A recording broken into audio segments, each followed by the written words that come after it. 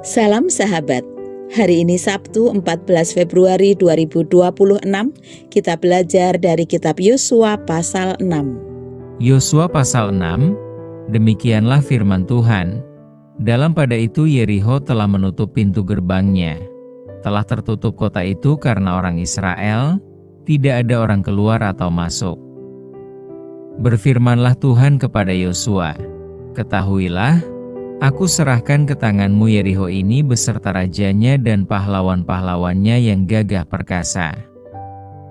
Haruslah kamu mengelilingi kota itu, yakni semua prajurit harus mengedari kota itu sekali saja. Demikianlah harus engkau perbuat 6 hari lamanya, dan 7 orang imam harus membawa 7 sangkakala tanduk domba di depan tabut. Tetapi pada hari yang ke-7, 7 kali kamu harus mengelilingi kota itu sedang para imam meniup sangkakala. Apabila sangkakala tanduk domba itu panjang bunyinya dan kamu mendengar bunyi sangkakala itu, maka haruslah seluruh bangsa bersorak dengan sorak yang nyaring. Maka tembok kota itu akan runtuh, lalu bangsa itu harus memanjatnya, masing-masing langsung ke depan. Kemudian Yosua bin Nun memanggil para imam dan berkata kepada mereka, angkatlah tabut perjanjian itu dan 7 orang imam harus membawa 7 sangkakala tanduk domba di depan tabut Tuhan. Dan kepada bangsa itu dikatakannya, majulah, kelilingilah kota itu, dan orang-orang bersenjata harus berjalan di depan tabut Tuhan. Segera sesudah Yosua berkata kepada bangsa itu, maka berjalanlah maju ke-7 orang imam, yang membawa ke-7 sangkakala tanduk domba itu di hadapan Tuhan. Lalu mereka meniup sangkakala, sedang tabut perjanjian Tuhan mengikut mereka. Dan orang-orang bersenjata berjalan di depan para imam yang meniup sangkakala dan barisan penutup mengikut tabut itu, sedang sangkakala terus-menerus ditiup. Tetapi Yosua telah memerintahkan kepada bangsa itu, demikian, janganlah bersorak dan janganlah perdengarkan suaramu, sepatah kata pun janganlah keluar dari mulutmu sampai pada hari aku mengatakan kepadamu, bersoraklah. Maka kamu harus bersorak.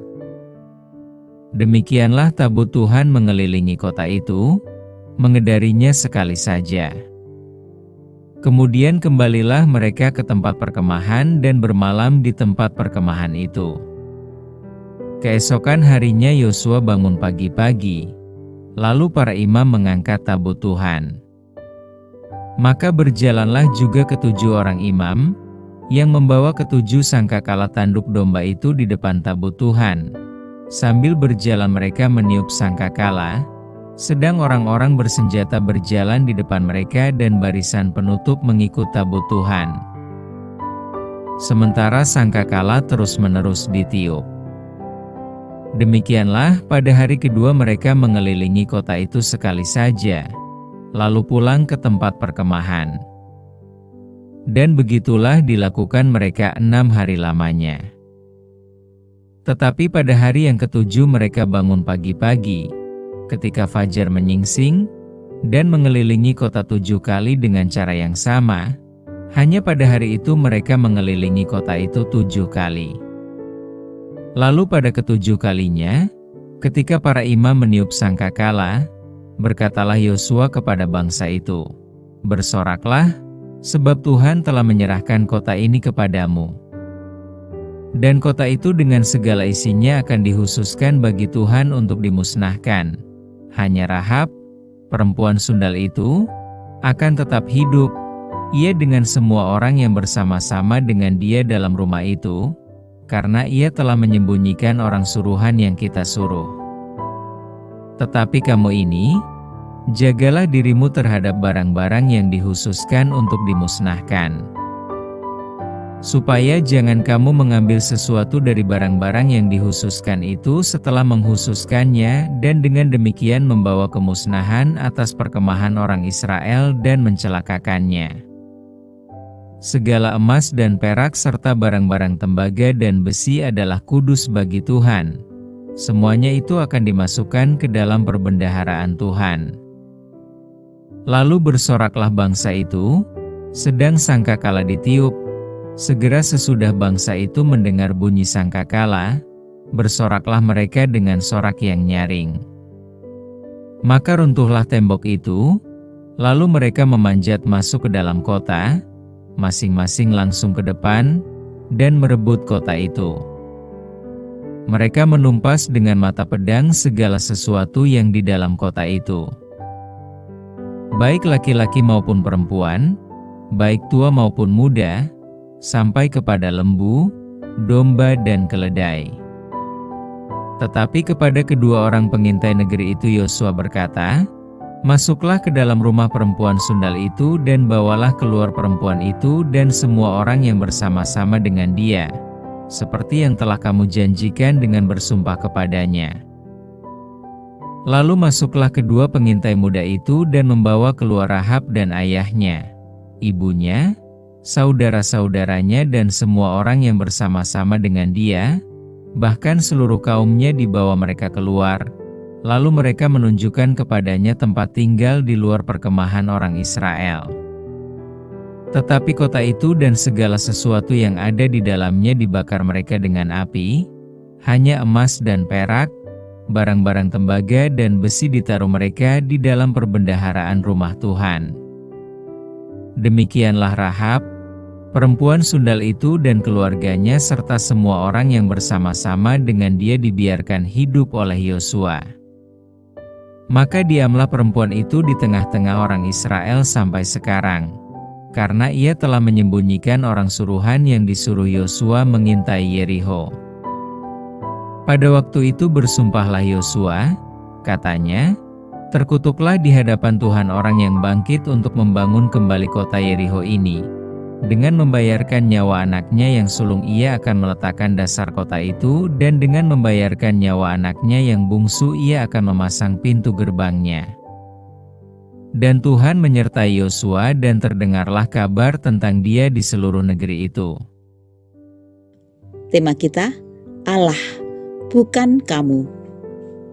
Bangsa Israel mendapat kemenangan dan berhasil merobohkan tembok Yerikho karena iman dan ketaatan mereka kepada Allah dan perintahnya.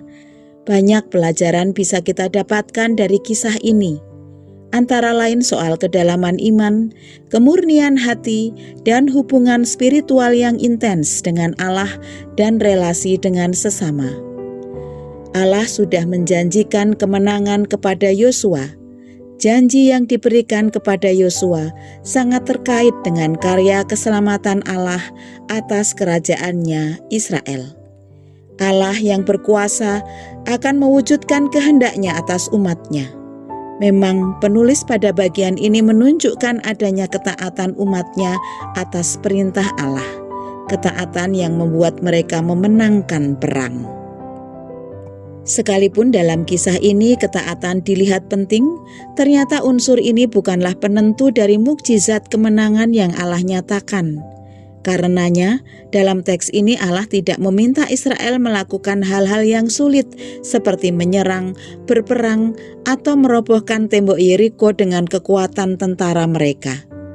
Dengan memakai ketaatan sederhana Israel, Allah mau menunjukkan bahwa Dialah yang berperang serta memberi kemenangan bagi Israel. Allah sama sekali tidak membutuhkan pertolongan manusia. Meski begitu, ternyata Allah juga tetap mengundang umat-Nya yang terbatas untuk berpartisipasi di dalam karyanya. Allah menghendaki umat-Nya dapat menyaksikan karyanya yang dahsyat dan belajar untuk percaya penuh kepadanya. Allah tidak ingin umat-Nya memiliki keyakinan yang keliru bahwa perbuatan mereka dapat membuat Allah menjawab doa-doa mereka. Mari kita belajar melihat bahwa segala ketaatan kita adalah hal yang penting, tetapi bukanlah kunci untuk membuka pintu keajaiban Tuhan dalam hidup kita. Segala hal yang terjadi bergantung sepenuhnya pada kedaulatan Tuhan, Sang Empunya kehidupan dan segala isinya. Ketaatan kita merupakan bukti cinta kita kepada Tuhan dan juga bukti kebergantungan kita manusia yang terbatas pada Tuhan yang tak terbatas. Mari kita berdoa. Terima kasih Bapa, Bapa melindungi kami sepanjang malam.